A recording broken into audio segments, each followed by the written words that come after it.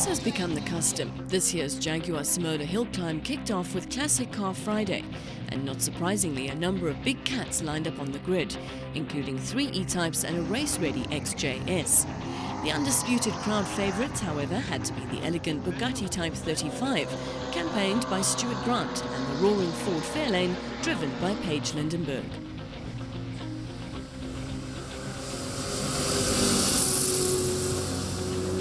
It's a V8. We should clock 180, 190 up the hill. I've never driven it up the hill before. My dad raced it last year. So it's going to be an interesting day. I'm a little bit concerned about the pull-off because I can't drop the clutch. So it's going to be a slow pull-off, but once we get going, it should pull. Getting to grips with the powerful young tank wasn't the only concern for Paige. She would also have to ward off some stiff competition from an illustrious family member.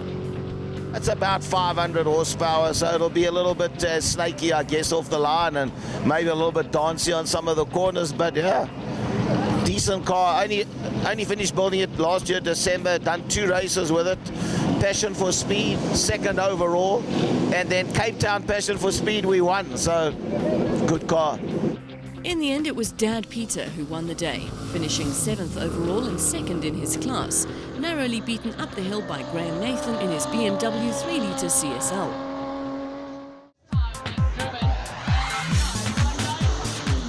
Saturday saw the start of the qualifying rounds for the King of the Hill event.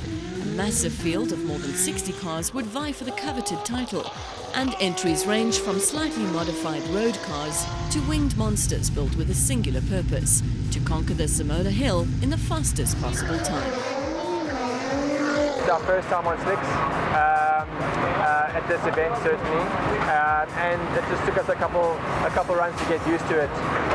The last 3 runs being low 42s consistently, so we're actually finally finding the limits. So now it's time to go quicker, but obviously depending on the amount of runs there. There's still time in me, there's still time in the car, quite a lot, because quite a lot means split seconds, by the way, not big gaps, but we are not boosting where the car can boost yet, so there's still a lot more power left for us, and we must just map it according to how we need it on the run. Unfortunately, I was pushing a little bit hard, ran wide through one of the corners, damaged the back suspension. We were lucky enough to source some in PE. The team drove to PE last night. We got it, put it together. I think the car was back on its wheels just after midnight. And this morning at 5 o'clock, we had the friendly guys from Garden Route Wheel Alignment. They helped us with the car, got it back on its wheels, and today the car's feeling unbelievable. I can't fault it.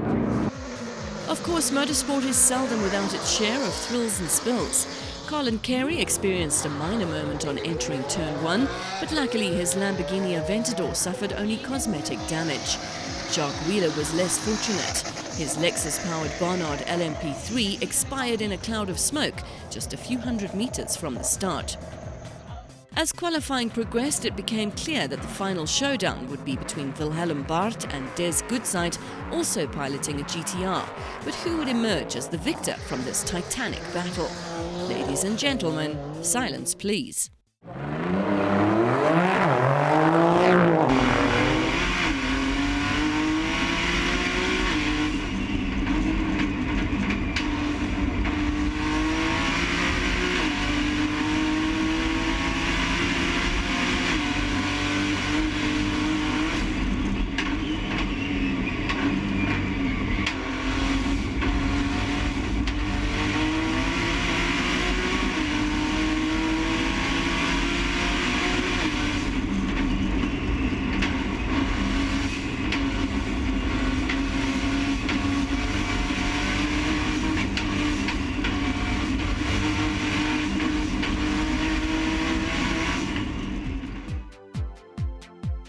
In the end, it was Wilhelm Barth who walked away with the laurels. Not only that, but for the first time, a production-based race car succeeded in completing the dash up the hill in under 40 seconds.